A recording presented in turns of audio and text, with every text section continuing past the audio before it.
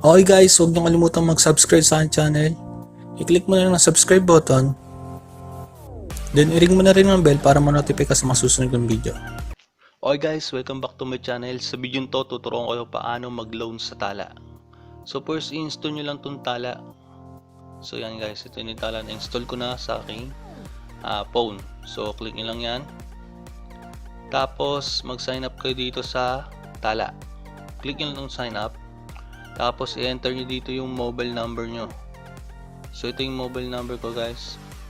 Tapos verify nyo lang. Tapos dito ilalagay nyo dito yung PIN nyo.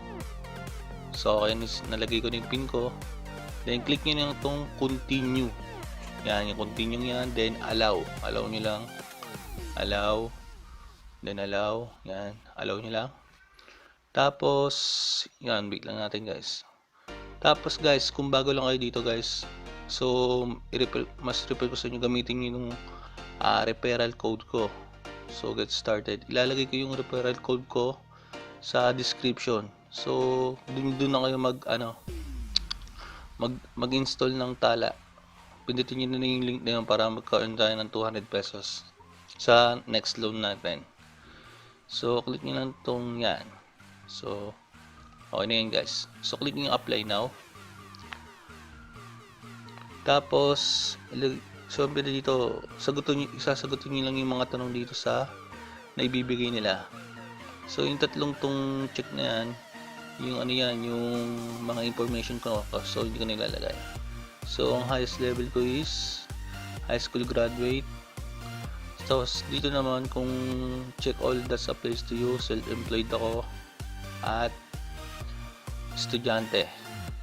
So yan, pwede naman lahat yan. Tapos so natin gagamitin yung loan natin. So personal expense. So what kinds of expense? So medical, educational expenses. Suppose i-describe natin kung saan natin gagamitin. So para sa tuition fee. Yan. Para sa tuition fee. Tapos okay na yan. Kung meron tayong outstanding loan, wala. Then save lang natin. Tapos describe your main source. So main source ko is online business. So nag-YouTube ako guys. So yun ang aking main source ngayon. Kahit estudyante ako, kumikita pa rin ako. Tapos kailan tayo nagsimula? So nagsimula ako nito noong June ba yun? June 2017. Yan. June 2017. Oops. So tanggalin muna natin to. Pampagulo to eh. Then kinikita ko dito is 18k na a month. Tapos yan month. Then click nyo lang itong save and continue.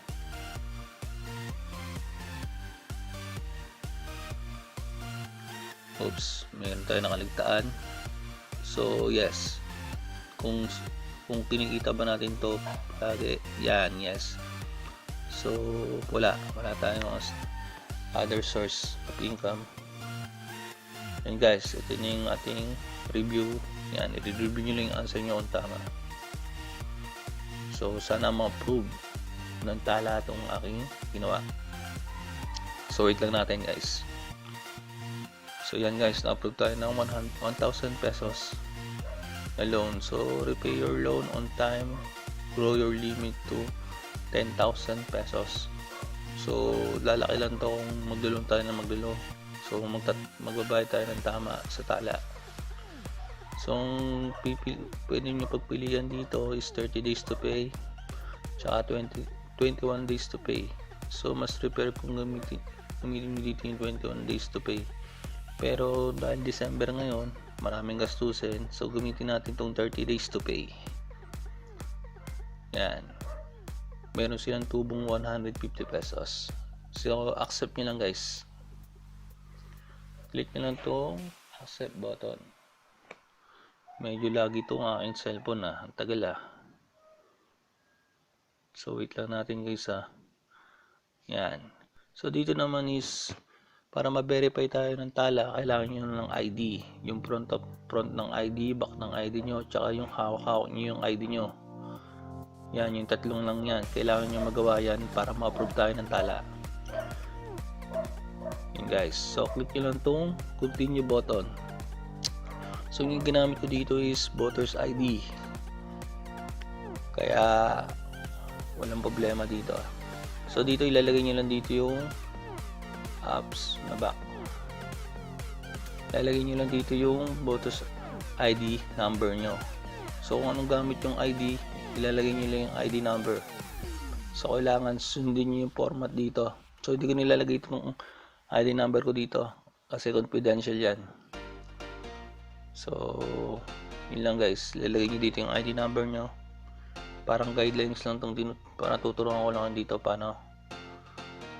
Oops, napipinat ko lagi ito. Yan guys. Tapos, yung front ng ID nyo naman ang gagamitin nyo ngayon. Ay gagawin nyo. Pipicture nyo yung front ng ID nyo. So, take a photo na tayo. Click nyo itong take a photo.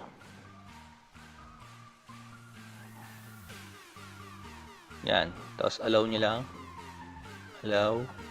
Yan guys. Tapos, check nyo lang to. Kailangan nyo sundin itong apat na to. Dapat face is real. All four corners ng ID nyo is nakikita. Tapos, is photo ng front ng ID nyo, then continue. Tapos ito naman itong back ng ID natin. So take a photo ulit. Yan guys, ito yung back ng ID ko. Yan, check nyo lang itong apat, then continue. Tapos yung selfie with your ID, yan, check nyo yung apat, then continue. So wait lang natin na ma-verify yung ating ID. So ito yung pangatlo, ito yung may hirap-hirap. Yan, click nyo yung continue. Then may marireceive kayong text galing sa Tala kung na-approve yung ID nyo, yung photos nyo. So yun lang guys. Tapos yun guys, so na-approve na yung ID ko, accept.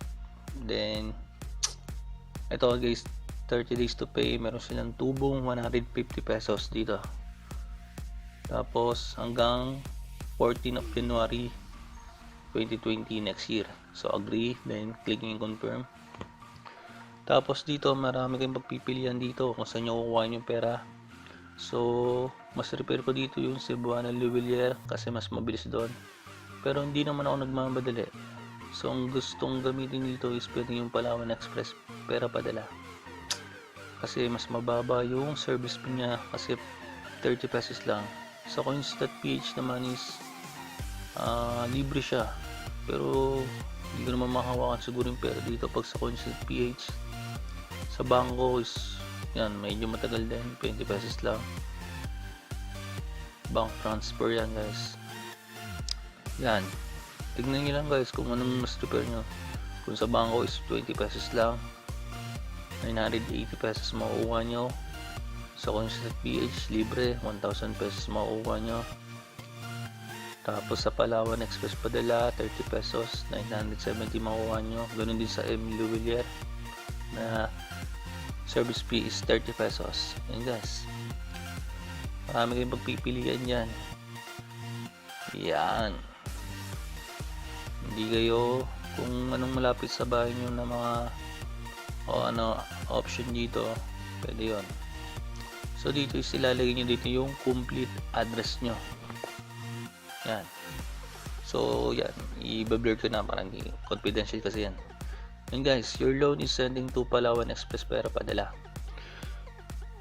So magte-text yung Pera Padala sa atin sa transaction code, sender name, sender mobile number, tsaka yung exact amount na ibibigay sa atin ng Palawan Express Pera Padala. Yan guys. So hintayin nyo lang yung text nung Palawan Express. So na-experience ko dito is medyo matagal to guys. 1 day to. 1 day ang process nito eh. So hintayin nyo lang yung text nila. Tapos pag nakuha nyo na is kailangan nyo magdala ng valid ID. Tsaka yung payment form.